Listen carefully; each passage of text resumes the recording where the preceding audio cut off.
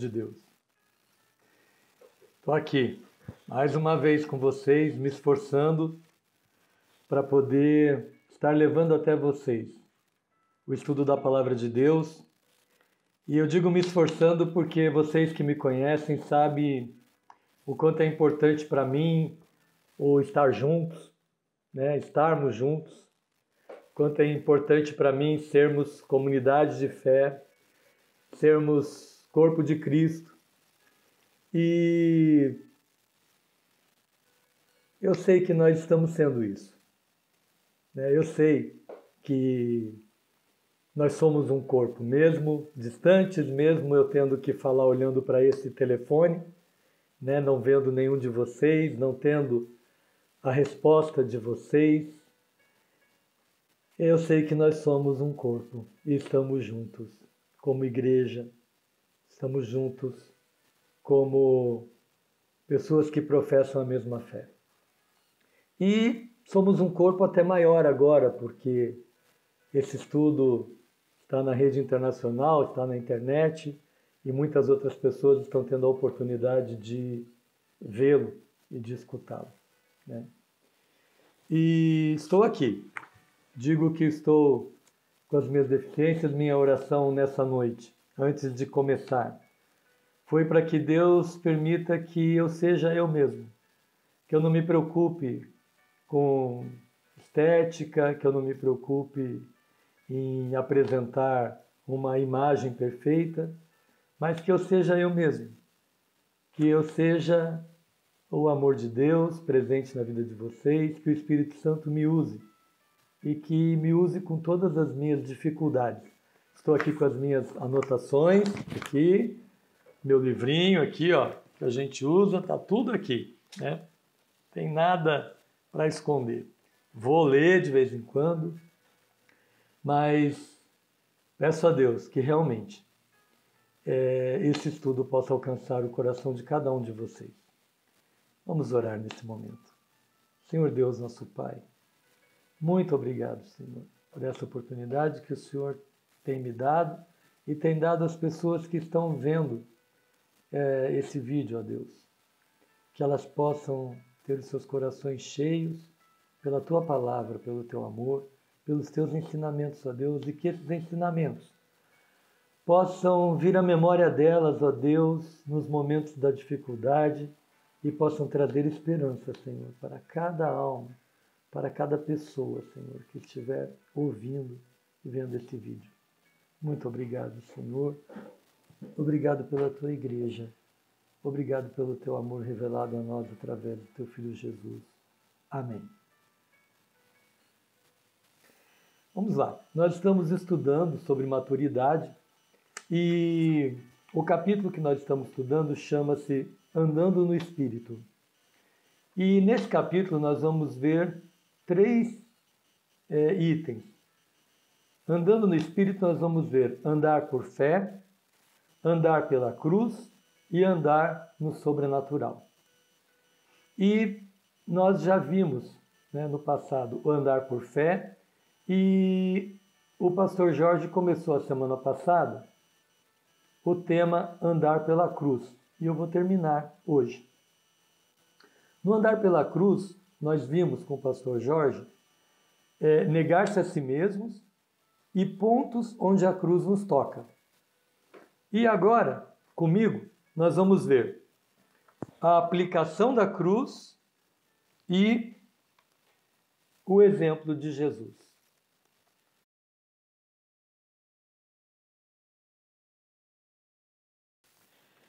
E na aplicação da cruz, nós temos o seguinte: tudo o que não for a sua vontade não é cruz. Ou seja, tudo que não é a vontade de Deus não é cruz. A cruz experimentada por Cristo foi decididamente a vontade de Deus e não algum tipo de ataque do diabo. A cruz é o lugar onde vencemos o diabo. Nós aplicamos a cruz quando nos dispomos a sofrer o dano. E a palavra de Deus em 1 Coríntios 6 e 7 nos diz o seguinte: o só existir entre vós demanda já é a completa derrota para vós outros. Por que não sofreis antes a injustiça? Por que não sofreis antes o dano? Pois é isso aí que Paulo está falando, né? Que alguém faz alguma coisa errada com a gente e a gente fica com prejuízo, sofre o dano. Quer dizer, ele diz que a gente deve ficar com prejuízo e sofrer o dano. E isso parece estranho. Agora, se a gente for pensar, tudo bem, não é imoral, não está errado a gente recorrer, né, à lei, aos juízes, correr atrás do nosso direito. Isso não é errado. Mas aonde fica a vitória? Onde fica o pisar na cabeça do diabo? É somente quando alguém toma a cruz que ele é de fato derrotado, o diabo. Você quer ter razão ou quer ser um vencedor? Existem dois princípios de vida, e isso achei muito bacana nesse estudo. Olha só, o princípio da cruz e o princípio da razão. Se quisermos ter razão, já descemos da cruz. Se tomamos a cruz, já não importa quem tem razão. E é isso aí, gente. Estar disposto a sofrer o dano é não se importar mais quem tem a razão. É se importar com o outro. É se importar com o relacionamento, né? Em garantir o relacionamento, em resgatar o outro, né? Você quer ter razão ou quer ser um vencedor? Nem sempre a gente lutar pela razão nos leva a sermos vencedores. A cruz muitas vezes implica nesse sofrimento de admitir, assumir para nós o prejuízo que não é nosso. Mas isso para que possamos libertar o relacionamento entre nós.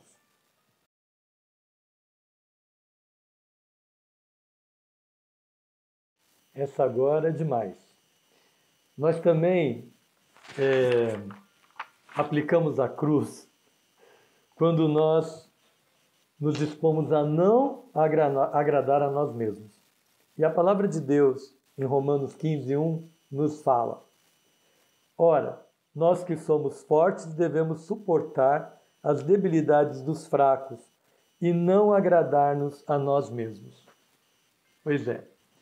Muitos hoje pensam que ser crente é buscar uma nova experiência, ter um seguro contra calamidades ou ter uma vida de felicidade. Tem muita gente que ainda pensa assim. Não. Cristianismo tem como centro a cruz, a vontade de Deus. Por isso, a pergunta-chave não é se é pecado ou não, se sou obrigado ou não, mas sim qual é a vontade de Deus. Conseguiram entender? A pergunta-chave não tem a ver com pecado ou com obrigação. Tem a ver com a vontade de Deus. Muitas vezes a gente fica preocupado, estou pecando, não estou pecando, ou então, será que eu devo fazer isso, porque se eu não fizer isso, Deus vai me punir ou não vai me amar? Não tem a ver com isso. Tem a ver com fazer a vontade de Deus. Tem a ver com obediência. Quando de forma definida nos dispomos a não agradar, a não nos agradar, nós vemos a vida de Deus fluindo, a igreja de fato sendo edificada e as portas do inferno sendo aniquiladas. Há um caminho de vitória. Não é um caminho fácil e nem agradável, mas a vitória ao final é certa. E isso é o caminho da cruz, né? O pastor lá na semana passada contou aquela historinha das pessoas carregando a cruz, né? E um deles, como estava muito pesada, foi cortando ela, serrando partes dessa cruz, né? E aí quando chegou num momento de grande dificuldade, que era um grande abismo, e ele chegou e não sabia o que fazer com aquilo. Aí chegou um com a cruz dele e pôs a cruz assim, e a cruz apoiou nas duas partes do abismo, nas duas margens, e ele atravessou sobre a cruz, o abismo, como uma ponte. E aí, aquele que tinha carregado e que tinha cortado a sua cruz, reduzido muito, falou, opa! E quando ele foi baixar a sua cruz para fazer ponte, ela não alcançou a outra margem, né? Então, essa é a vida da cruz. A gente carrega, ela é difícil, mas a vitória é certa.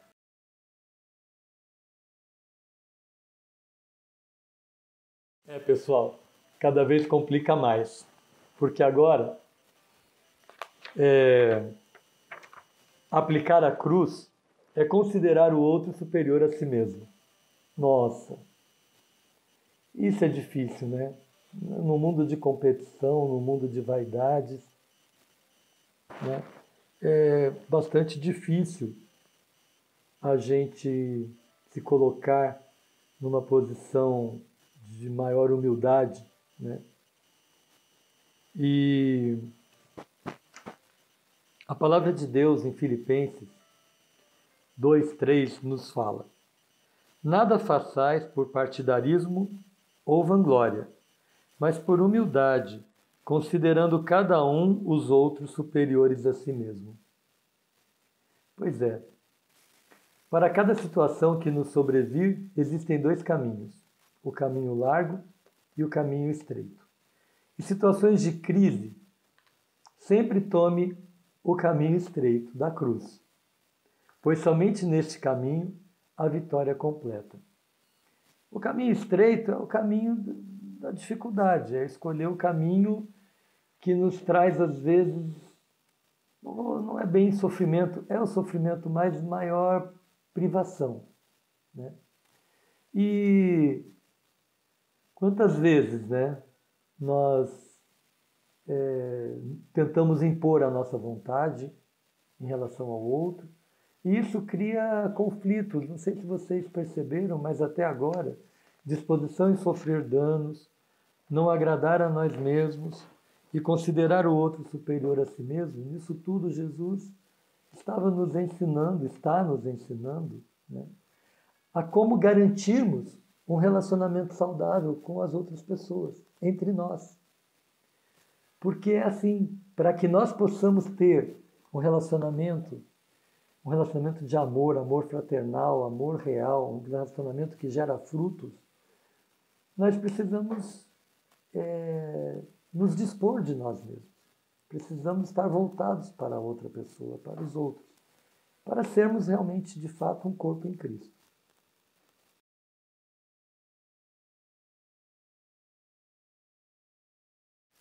Bom, e falando em Jesus, nós vamos para a última parte desse capítulo que a gente está vendo, desse capítulo não, mas desse item que é andar pela cruz. E não tinha como não ser falar sobre o exemplo de Jesus, né? Sabemos que na cruz Deus resolveu todo o problema do homem. O problema da condenação, do pecado, do poder do pecado e do poder para se viver a sua vontade. É impossível que se fale de maturidade sem se referir à cruz de Cristo. Jesus não apenas morreu crucificado, ele viveu uma vida de cruz. Toda a vida de Jesus foi caracterizada por uma renúncia completa do próprio eu. Isso nós sabemos, né? Nós vemos como Jesus amou as pessoas, né? E a gente está aprendendo com ele, vendo os atos dele, a gente vai vendo que as pessoas sempre foram mais importantes. As pessoas e a salvação dessas pessoas, na realidade, através da fé, através de entenderem o amor de Deus para com a vida delas. O princípio da cruz é o processo de maturidade. Vamos ver então o que o exemplo de Jesus nos mostra. E o autor da lição separou 1, 2, 3, 4, 5, 6, 7 itens a esse respeito. E a reflexão dele passa pelas seguintes questões. Jesus aprendeu a submeter-se. Jesus teve um coração ensinável. Jesus não agiu no entendimento e esforço próprio. Ele abriu mão do amor próprio. Ele aborreceu a glória humana. E, sendo Senhor, serviu aos discípulos. E, por fim, obedeceu completamente. Ele aprendeu a submeter-se, né? Seria ingenuidade nossa pensar que Jesus não precisou aprender coisa alguma. Em Hebreus 5:8, nós vemos que Jesus aprendeu a obediência. E a primeira lição da obediência foi a submissão. É muito fácil nos submetermos a quem sabe mais que nós. Como mestre, às vezes a gente admira, quer aprender com a pessoa, mas é complicado a gente se submeter a pessoas mais humildes, que sabem menos que nós. Isso exige renúncia ao nosso orgulho, ao desejo de ser reconhecido. E é isso, né? É verdade. A gente se submeter, né? Quantas vezes a gente, na arrogância, se acha mais que o outro, né? E não acha que o outro é que tem que seguir as nossas ideias, o nosso jeito de ser, o nosso entendimento. Jesus se submeteu, né, à vontade de Deus, mas também a estar junto com pescadores que com certeza eram mais simples do que ele, né, com aqueles homens. E tudo isso por amor. Ele teve um coração ensinável. A palavra de Deus nos fala, né? A gente às vezes pensa assim, pô, Jesus não precisava aprender nada, ele era o próprio Deus. Mas se a gente for ver, é interessante aqui que se a gente comparar Mateus 3:10 com Mateus 7:11, 7 de 16 a 20, a gente vai ver que em Mateus 3:10 é o texto onde João Batista está ensinando os discípulos dele lá para serem batizados. E ele está dizendo que o machado já está à base da árvore, né? E que ele batiza com água, mas aquele que virá vai batizar com Espírito. E lá em Mateus 7, 16, 20, que já é o Sermão da Montanha, Jesus já está realizando o ministério dele, ele faz alusão a esse ensinamento que provavelmente ele também ouviu de João Batista, quando ele fala que a árvore boa dá bons frutos e a árvore má dá mau fruto, e a árvore que não produzir fruto, ela será cortada, né? Então, assim, Jesus, mesmo sendo o mestre, ele também aprendeu, né? Ele teve um momento dele na sinagoga, um momento de aprender a lei judaica, né? E ele, mesmo sendo divino. Então, se ele, né, que era tudo isso, que era o mestre, se dispunha a aprender, né, por que não nós? Jesus não agiu no entendimento e esforço próprio. Jesus não fez nada pela vontade dele. Tudo. E várias vezes no relacionamento com os discípulos ele fala que ele está fazendo conforme a vontade do Pai. Jesus somente fazia o que Deus mandava. Não havia lugar para o eu acho ou eu penso, mas somente para o que Deus queria realizar. Nós somos construtores executando a planta que Deus planejou. Gostei dessa, eu sou arquiteto. Nós somos construtores executando a planta que Deus planejou. Muitos de nós queremos fazer de nossas vidas o que bem queremos, e isso denota a falta de entendimento sobre o princípio da cruz. Nós não podemos querer fazer da nossa vida o que bem queremos. Temos que ter sempre a consciência de que existe um Deus maravilhoso que nos criou e que nos ensinou como viver essa vida que Ele nos deu. né? E por isso devemos estar sempre dispostos e alinhados com a vontade dele. Não mais eu vivo, mas Cristo vive em mim, o Paulo diz em Gálatas 2:20. O comando não mais me pertence, mas tudo está sob o controle divino. E isso, gente, é uma coisa que é bastante difícil para nós, né? Nós sabemos o quanto isso é difícil. Porque nós queremos ter controle sobre todas as coisas, sobre as pessoas, inclusive. Queremos ter controle sobre o nosso horário, sobre o nosso trabalho, sobre as nossas decisões, sobre as decisões da nossa esposa, dos nossos filhos, sobre a decisão do trabalho. E a gente está sempre disputando esse controle, né? Quando, na realidade, nós não chegamos a lugar nenhum pelo nosso esforço só, né? Se o controle não estiver nas mãos de Deus. Quantas vezes você se frustrou porque tentou ter o controle? Pensa aí. Quantas vezes você tentou controlar uma situação, não conseguiu e ficou frustrado? Pois é, quando a gente entrega o controle da nossa vida e de todas as nossas decisões na mão de Deus, Ele é maior que tudo.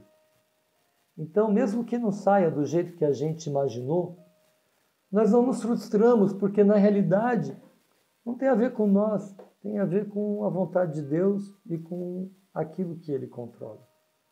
Tá certo? Então, é isso aí. Não sou mais eu que vivo, mas Cristo vive em mim. E esse comando não mais me pertence, não mais nos pertence. Jesus abriu mão do seu amor próprio, né?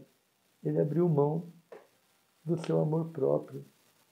Ele tinha, como todos nós temos, o nosso amor próprio, mas ele abriu mão. Ele abriu mão dele mesmo. O amor próprio é aquilo mais fundo, é aquilo mais intenso que tem em nós mesmos, que nos traz, assim, que nos preserva, né? E que nos faz ter medo de sermos prejudicados, feridos, magoados e coisas assim, que nos apavoram muito, né?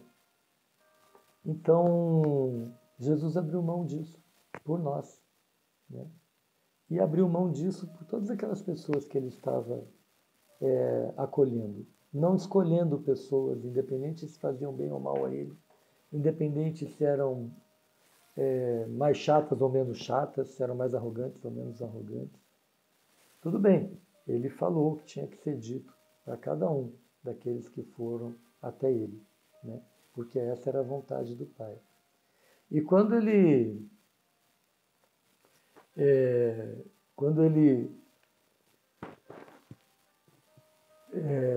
foi assim incitado por Pedro, né, em Mateus 16, 20 ao 28, quando ele está falando para os discípulos que ele vai morrer e que ele vai ressuscitar no terceiro dia, o Pedro chama ele de lado e fala: não, Senhor, não diga isso. Isso nunca vai acontecer com o Senhor. Ele vira para Pedro e fala assim: sai de perto de mim, Satanás, né? Se afasta de mim, né? Você é pedra de tropeço. Nesse momento, Pedro, você está sendo pedra de tropeço, né? Jesus fez isso, né? Quer dizer, na realidade, o Pedro fez isso julgando que estava fazendo um ato de amor, né? E não era. Ele estava falando contra a vontade de Deus, né? Quem ama a sua vida, perdê-la-á.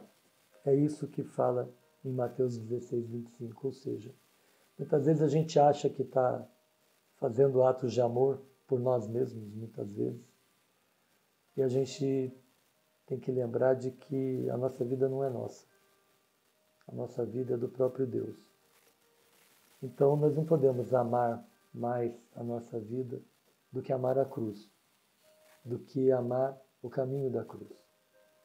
Jesus também aborreceu a glória humana, né? Glória humana, né? Quantas vezes Satanás tentou Jesus com a glória humana, com poderes? Jesus podia ter sido o rei de Israel. Afinal de contas, já o chamavam assim, eles aguardavam isso, ele poderia ter sido. Que tentações ele passou com relação a isso, a ter a glória humana, né? Mas ele abriu mão. Tem uma música que a gente conhece que fala, né? Abriu mão da sua glória e como filho obedeceu, né? E obedeceu até a morte da cruz.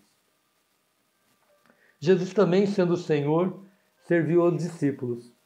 E lá em Mateus 20, 28, a gente encontra, né? A palavra de Deus nos diz: tal como o Filho do Homem, que não veio para ser servido, mas para servir e dar a sua vida em resgate de muitos, né? Devemos servir com o coração perfeito, e isso só acontece se renunciarmos a toda expectativa de retribuição e servitude. Toda expectativa de lucro deve ser renunciada. Só assim serviremos com alegria.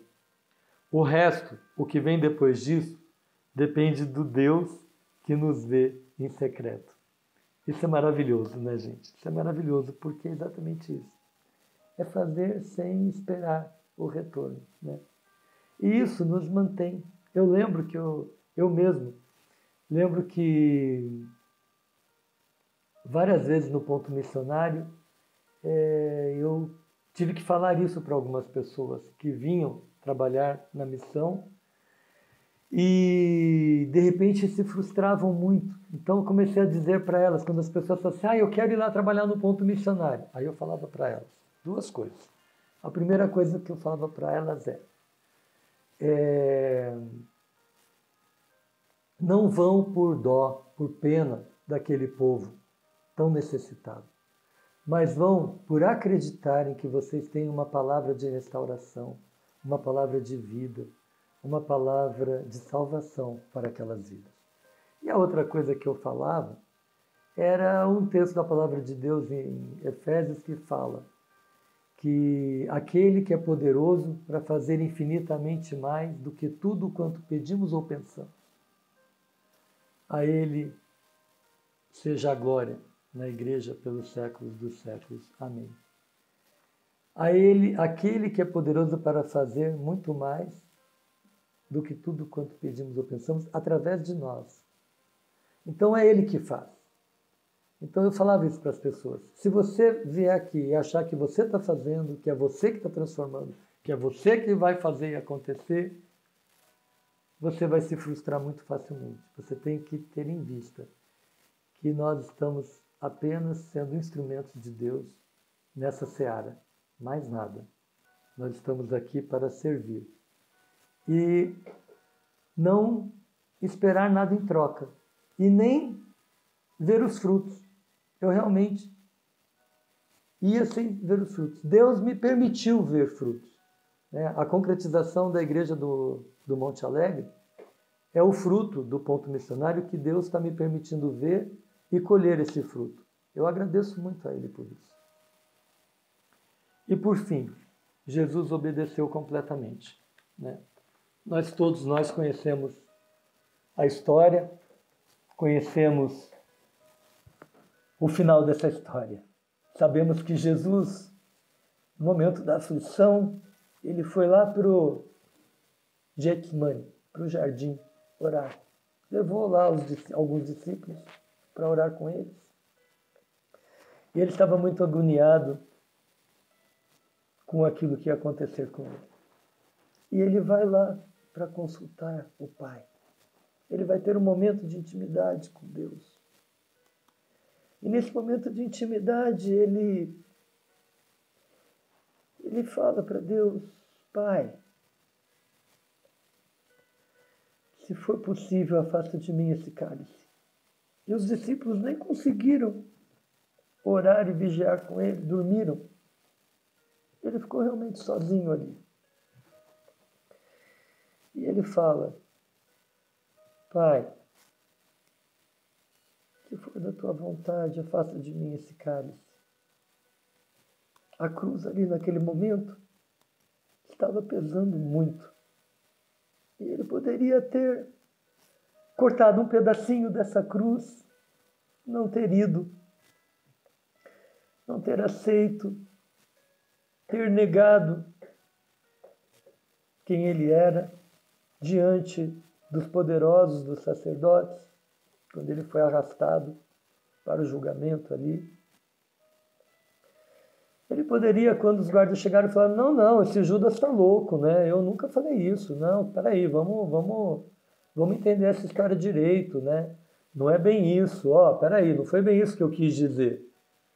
Ele poderia negar tudo aquilo que ele tinha feito até aquele momento, cortar vários pedaços daquela cruz que ele carregou durante todos aqueles anos, né? Mas e aí? Como nós ficaríamos, não é? Como ficaria a nossa salvação? Como ficaria o nosso relacionamento com Deus? O véu que seria rasgado para nos dar livre acesso a esse Deus maravilhoso. Nós não o teríamos. E Jesus, naquele momento, entendeu que essa era a vontade do Pai. Ele já sabia, mas ele foi, no momento de fraqueza ali, homem, pessoa, humano, foi lá e falou, Senhor, será que não dá para o Senhor afastar de mim esse sofrimento? Mas nesse momento Jesus falou, não, eu entendo, Pai, que eu devo seguir em frente. Eu não quero cortar um pedacinho da minha cruz, porque tudo isso que eu abri mão como homem, ensinei as pessoas a abrirem mão. Eu espero que elas sejam guardadas por Ti, possam abrir mão também para alcançarem a vitória que eu sei que vou alcançar contigo. Então, meu Pai, eu abro mão da minha glória nesse instante. E como homem, eu te obedeço. E aí Jesus foi para a cruz. E obedeceu. E passou por todo aquele sofrimento e morreu. Mas não ficou na morte. No terceiro dia ele ressuscitou. Então, povo de Deus amados, é isso aí. Nós temos muitos motivos, muitas razões para crermos nesse Deus maravilhoso, não é? Para andarmos pela cruz. Tem muitas igrejas por aí, gente, que está deixando a cruz de lado, que está picando a cruz em pedacinhos e carregando no bolso. Não sejamos como essas igrejas, como esses cristãos. Sejamos como Cristo, carregando a nossa cruz e até o fim, para alcançarmos a vitória. Vamos orar. Senhor Deus, nosso Pai, Pai bendito, maravilhoso. Obrigado por esse estudo, pela Tua palavra. E que, Senhor, esse estudo possa trazer maturidade para cada um de nós.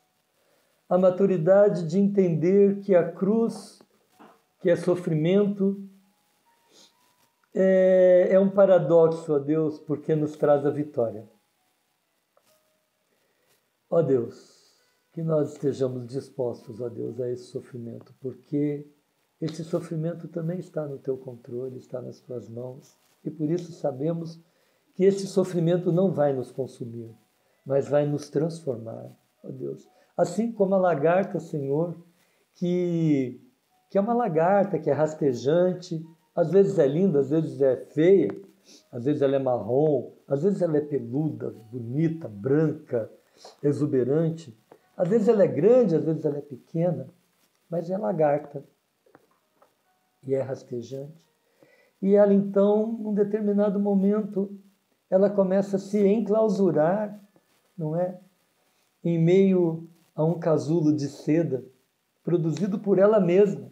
Ela mesma, ela faz isso com ela mesma, ela se permite ser enclausurada, ela se permite a esse sofrimento, ela contribui para ele, ela não se nega a ele. Constrói o seu casulo e fica lá dentro. E naquele casulo, durante alguns dias, presa ali, enclausurada, ela sofre uma transformação. E quando essa transformação acaba, sai o que de dentro do casulo? Não mais um animal, um inseto rastejante, mas sai uma linda borboleta, sai um inseto com asas, que poliminiza as flores, as plantas, traz frutos e voa, voa, voa. Ó Deus, que nesse momento, ó Pai, que também estamos meio que enclausurados em casa, esse casulo que hoje somos obrigados a vivenciar, ó Deus, a maioria de nós, não só no distanciamento, mas realmente nessa questão de ficarmos presos em casa. Ó Deus, que esse tempo sirva, ó Pai, para nos transformar, não para nos destruir, mas que possamos ser transformados, ó Pai, pela Tua palavra, pela Tua misericórdia, pelo Teu amor. Assim como a lagarta, Senhor, que é transformada em borboleta. Ó Pai, é isso aí. O sofrimento, nosso sofrimento nas Tuas mãos não nos destrói, mas nos transforma quando nós entendemos que a cruz de Cristo, ó Pai, essa cruz que Jesus fala que a gente tem que carregar, que é nada mais, nada menos do que fazer a Tua vontade e nos dispormos em amor às outras pessoas, quer dizer, negar-nos a nós mesmos. Que essa cruz, ó Deus, possa realmente nos levar à vitória. Muito obrigado, ó Deus. Guarda, Senhor, o Teu povo. Fica com eles, ó Pai, protege-os, no nome de Jesus, o Teu Filho amado, que vive e reina. Amém, amém, amém. Gente, boa noite, Deus abençoe vocês, fiquem com Deus e até a próxima semana. Um abraço.